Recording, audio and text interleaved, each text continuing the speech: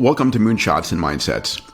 I recently had a conversation with two extraordinary leaders in the health and longevity arena. Mark Hyman is best known as a functional medicine physician, the best-selling author most recently of Young Forever, and other books including The Blood Sugar Solution, Food, What the Heck Should I Eat?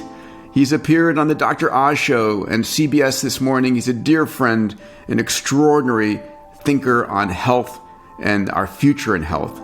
With him, I paired Dr. Doris Taylor. Dr. Taylor is really out of the pages of science fiction novels. She is a regenerative medicine researcher, previously at the Texas Heart Institute, now at the Advanced Regenerative Manufacturing Institute with Dean Kamen, and she is building pediatric hearts, small hearts for children who need them.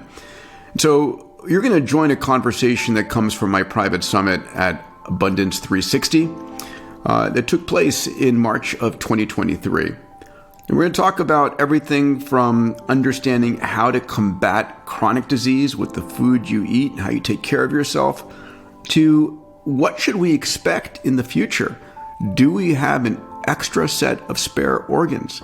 We truly are living during the most extraordinary time, and I think health is the new wealth. Enjoy this episode. Let's dive in. Let's kick it off. Babs. Hey. Good morning. Thank you very much, both of you, from the opposite ends of the spectrum, right? The question, right? We need replacement parts too if we screw up, so it's okay. Yeah. Anyway, we need. There is a point of clarification for Doris that we ghost heart. What's the ghost heart, and what part does it play? So the ghost heart is basically the scaffold on which we put your stem cells. It's a pig heart from which we've removed every cell. Oh. And as we remove every cell, what's left is what we call the extracellular matrix. Okay. And it's basically hundreds of proteins and sugars and molecules that tell every single cell how to grow up and how to behave. Okay, and then it basically The stem becomes cells, human heart after that. the human stem cells grow onto it, Right. and differentiate appropriately. Right, got it. Okay, thank you. It's a scaffold. And amazing. And if you come to the Platinum trip, event, you'll see that happening in real life. And Babs, we will be coming. Yeah, Babs, you'll be there in August. Yes, with that? Absolutely. Yeah. Awesome. Wouldn't miss it. We've been to the last two. You just keep getting more, and love it. Yeah. Thank you. Annie. I'm so blown away by our panel today. And Doris, I was working in biotech around the time that you started on this amazing journey. So thank you for this. I was blown away back when I entered the industry. I left thereafter for a number of reasons. But when I look at you creating a solution that can help save the #1 killer in the world, and that we can accelerate that solution with the right resources within 5 years at only $300 million, to me, that's shocking, one. And number two, with the resources, I'm part of a new fund out of the EU for biotech and innovation. And the EU has agreed to match that fund. And my question here for most of us here in the US, where's the matching dollars? And where is our industry? And I also want to talk to you afterwards, by the way. Fantastic. You'll meet each other at the patron lunch for sure. Perfect. Sit next to each other. Great. Thank you, Annie. Let's go to Jordy. Dr. Rose. Terrific. My question for Mark.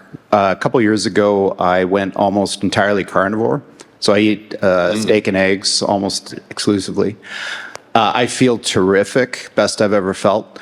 But my cholesterol levels are through the roof, and my doctor put me on a statin, which I'm reluctantly taking. So that was question number one. Question number two, running or weightlifting, which is better? Well, first, I can't give you personal medical advice because I go to jail. I don't have a license in California. But in general, I think the extremes of diet are interesting, being a vegan or being a full carnivore.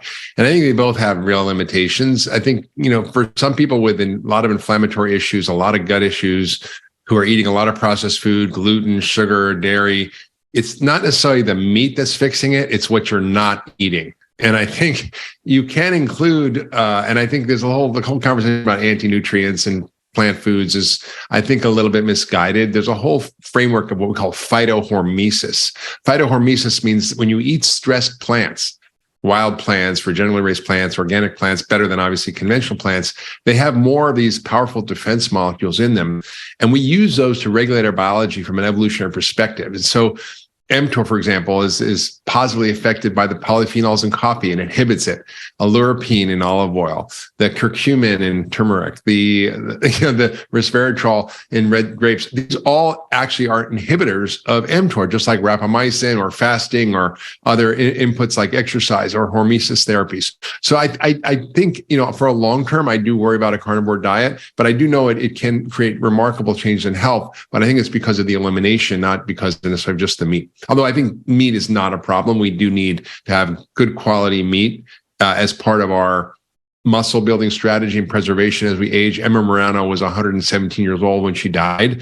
Her doctor told her in her 90s, because she was dwindling, to eat 150 grams of meat a day, and she did. So I think that's important.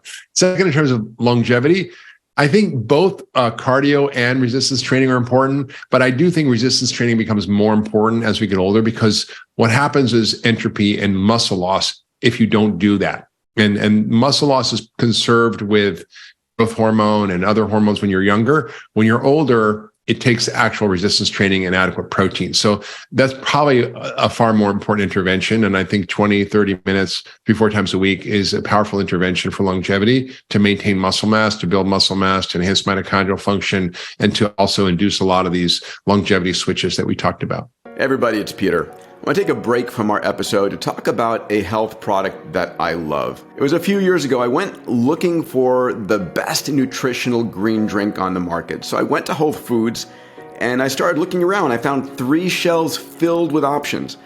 I looked at the labels and they really didn't wow me. So I picked the top 3 that I thought looked decent, brought them home, tried them, and they sucked. First of all, they tasted awful. And then second, the nutritional facts actually weren't very impressive. It was then that I found a product called AG1 by Athletic Greens. And without any question, Athletic Greens is the best on the market by a huge margin. First of all, it actually tastes amazing. And second, if you look at the ingredients, 75 high quality ingredients that deliver nutrient dense antioxidants, multivitamins, pre and probiotics, immune support, adaptogens. I personally utilize AG1 literally every day. I travel with an individual packet in my backpack, sometimes in my back pocket, and I count on it for gut health, immunity, energy, digestion, neural support, and really healthy aging. So if you want to take ownership of your health, today is a good day to start. Athletic Greens is giving you a free 1-year supply of vitamin D and 5 of these travel packs with your first purchase. So go to athleticgreens.com/moonshots. That's athleticgreens.com/moonshots. Check it out. You'll thank me. Without question, this is the best green drink product, the most nutritious, the most flavorful I've found. All right, let's go back to the episode. Fantastic. Let's go to Bob on mic 4. Hey, Mark, this question is for you. I've followed basically what you suggest for the last 5 years. I've turned around biological age 25 years in that process. Amazing. In the same token, I've done the MRI every year, and over the last 3 years, I've watched my prostate almost double in size and form a tumor. And in your book, you make a specific statement about if you have latent prostate cancer, don't take NMN. And I've started to hear more people say that, and I jumped on NMN about 4 years ago. And I wonder if you could expand on that. I mean, I think, this is a really important question. I think, there's always what we call pleiotropic effects of various molecules. NAD plus is a molecule that the body makes as part of its normal function. When energy levels drop, NAD goes up, and it's an activator of sirtuins, which then has all these downstream benefits. But there's some animal studies that seem to indicate that it may increase cancer risk, but I think they're really limited. And I think, there's some real challenges with those studies that I think don't, to me, convince me that NAD will cause cancer. So it may be other things that are going on there. It's hard to say. Looking at your, genetics, diet, lifestyle, other things. I don't know if you're having symptoms of prostate disease, or if you're having a PSA increasing, or if you had latent prostate cancer. I don't know, but I think those are things to explore. But I think I wouldn't put the weight on the NMN that you took. And you could ask David Sinclair about it. He's the expert, but he I think recently wrote a rebuttal to that whole cancer hypothesis. Thank you. Let's go to Anne on Zoom. Anne, what's your question? Where are you on the planet? Hello. The question is for Dr. Taylor, but I did want to say, Dr. Hyman, I live in a blue zone in the Nicoya Peninsula in Costa Rica, and I think, well, I hope you come back and maybe visit me. I love Costa Rica. What you said about community and love, I mean, I see that it's so true. That's the biggest difference that I noticed. I lived in Chicago and then London and now in Costa Rica, is that connection to family, community, and just brings this kind of general sense of joy that has really changed my life. And it's something that I really wish, I'm sorry, I'm so emotional. It's something that I really wish that we had more of in the United States. Dr. Taylor, I just wanted to say thank you so much.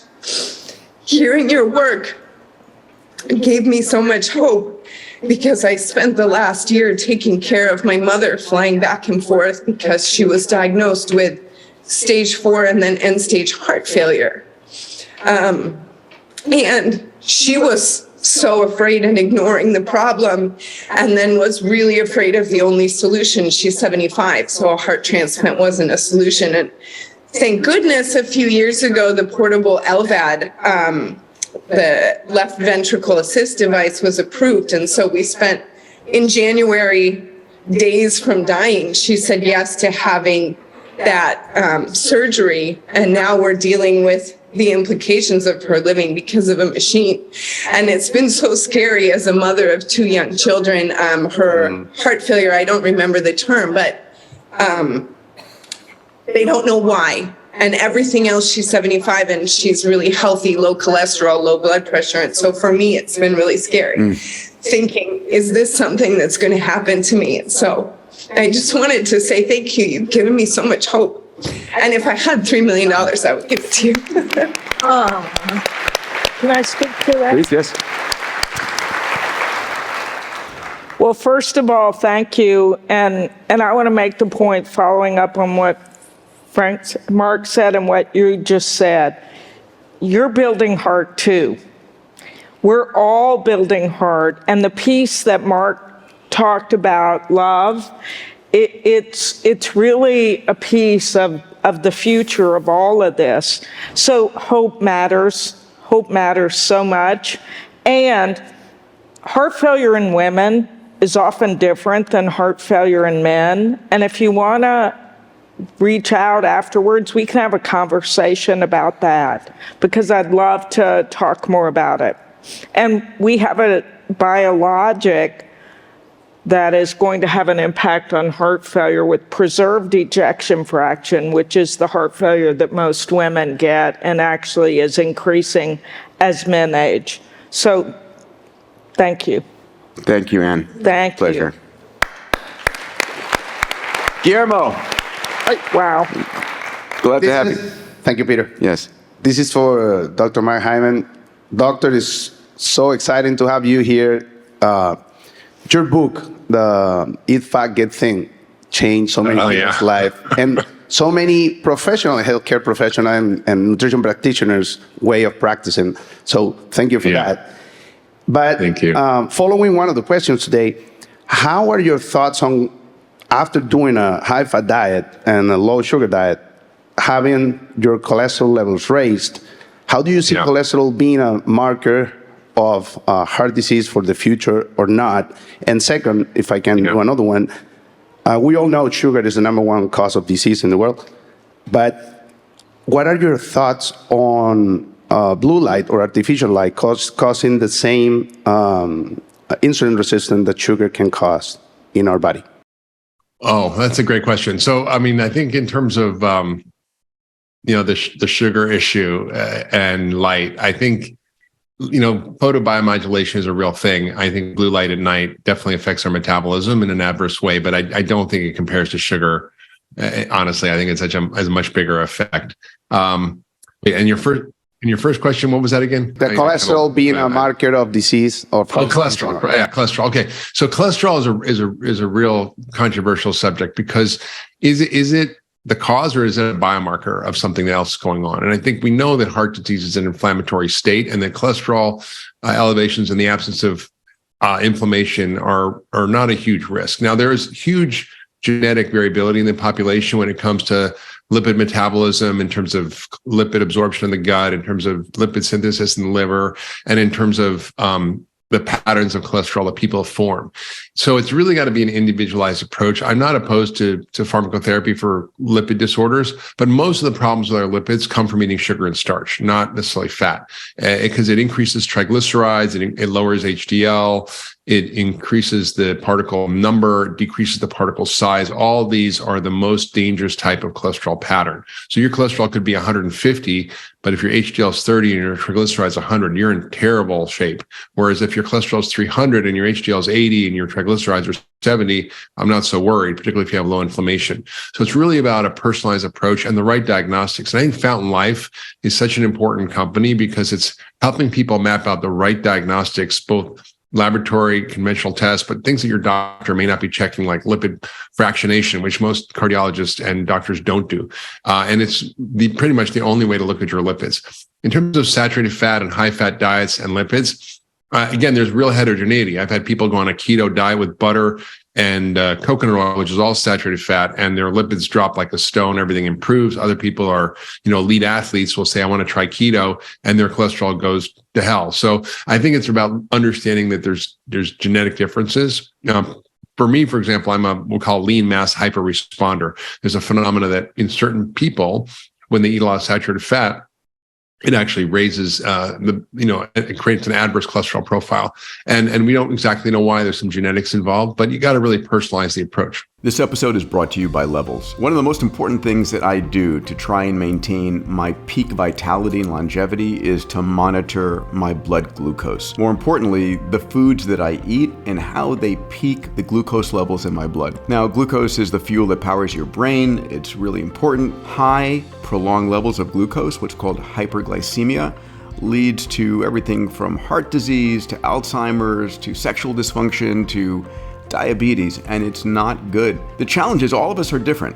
All of us respond to different foods in different ways. Like for me, if I eat bananas, it spikes my blood glucose. If I eat grapes, it doesn't. If I eat bread by itself, I get this prolonged spike in my blood glucose levels. But if I dip that bread in olive oil, it blunts it. And these are things that I've learned from wearing a continuous glucose monitor and using the Levels app. So Levels is a company that helps you in analyzing what's going on in your body. It's continuous monitoring 24/7. I wear it all the time. It really helps me to stay on top of the food I eat, remain conscious of the food that I eat, and to understand which foods affect me based upon my physiology and my genetics. On this podcast, I only recommend products and services that I use not only for myself, but my friends and my family, that I think are high quality and safe and really impact a person's life. So check it out, levels.link/Peter.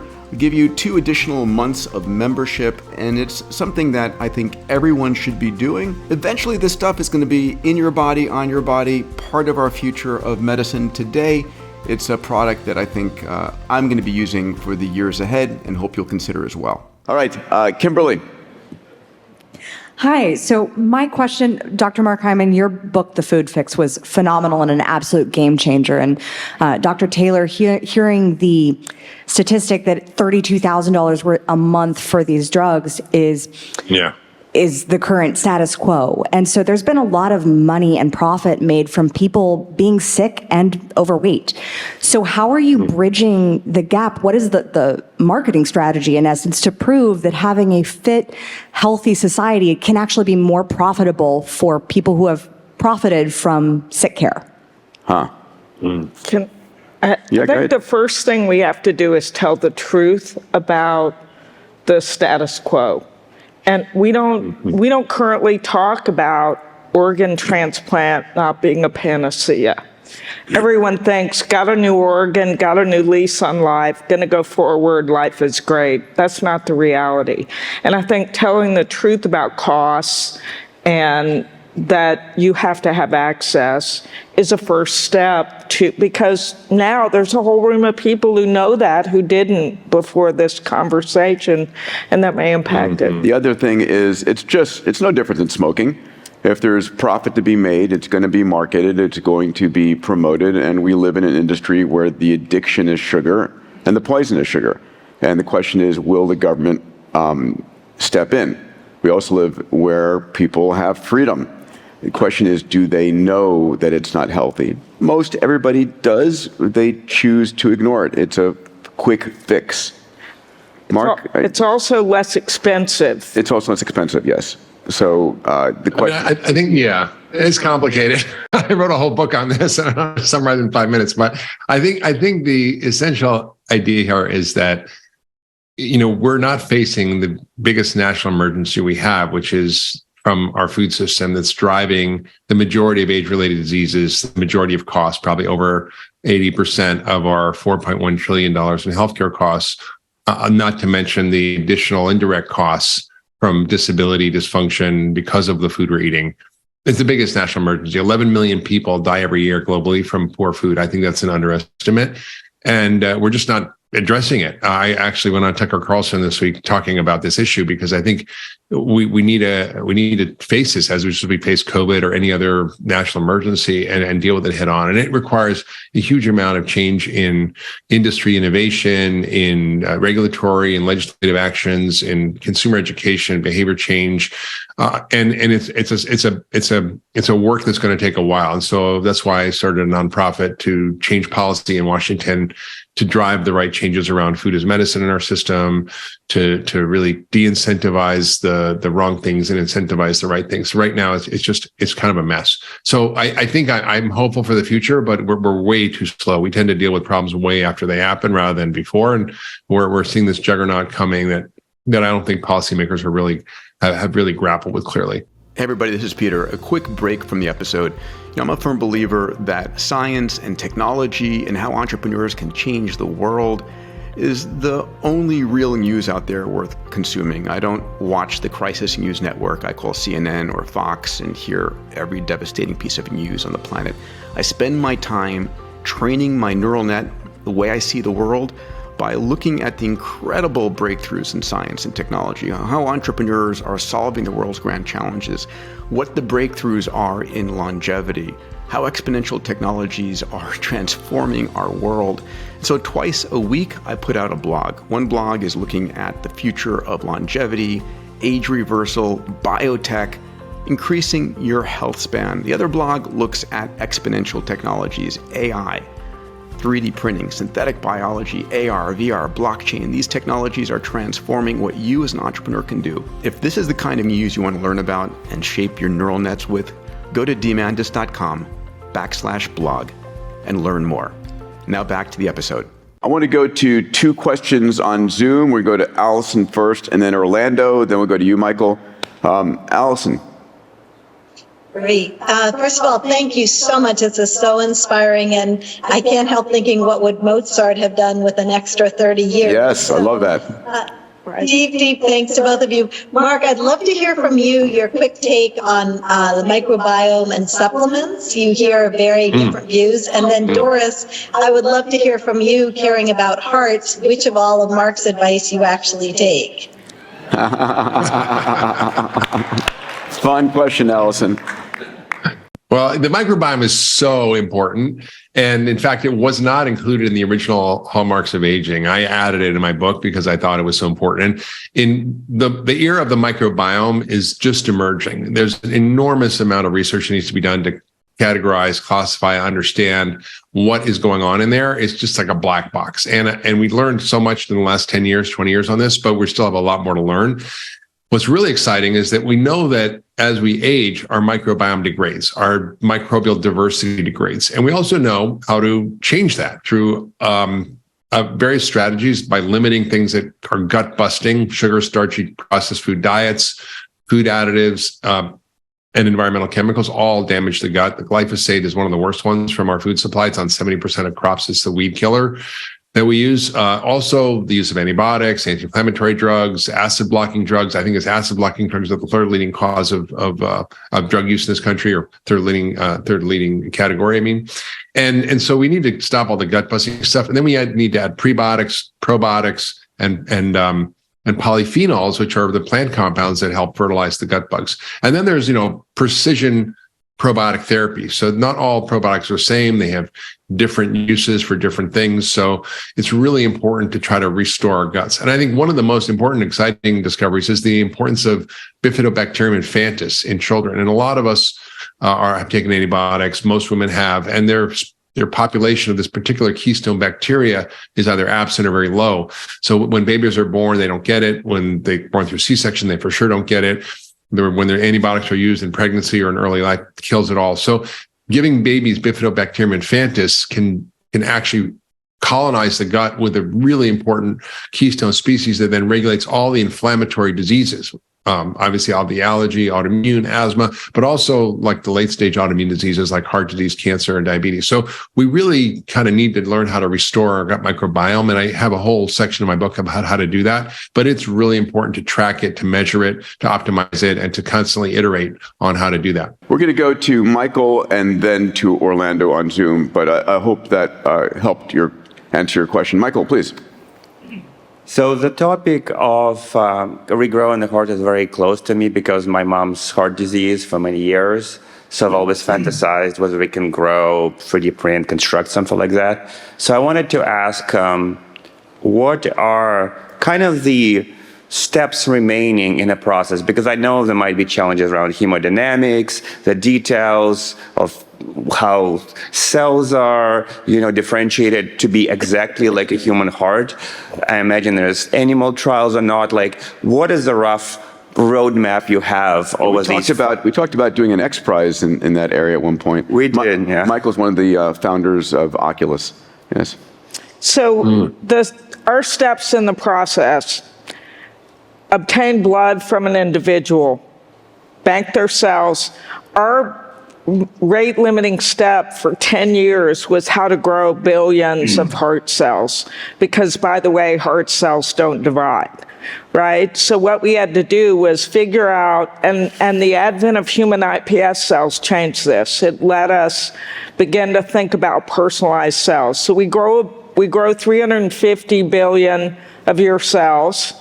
We differentiate those to cardiac mesoderm, the cells that during development are going to give rise to the heart. Then we actually treat about 70% of those and make them become the different heart muscle cells, but they're very immature. They're not even as mature as fetal heart cells. And then we take the other 30%, we put it all in our heart after we've built the vasculature, which we do first, and then we train it. So we have to train it electrically, and we have to train it against a blood pressure, and we have to dial that up over time. And every heart's a little bit different because everybody's cells are a little bit different. That's amazing. And please get a chance to connect here while you're here together. Let's hear it for Doris. I love the engineering mind here. Orlando, we have just a minute and a half left. Orlando, a short question. Yes. So, yes. Hello, I'm McTimbo. So I think one of our biggest concerns as parents is how do we teach this to our children? How do we make it simple in a place where we have sugar all over and processed foods? So what do you think about it? I think we need really face the fact that, a foreign country, we're doing what we're doing to our children. We go to war to protect them.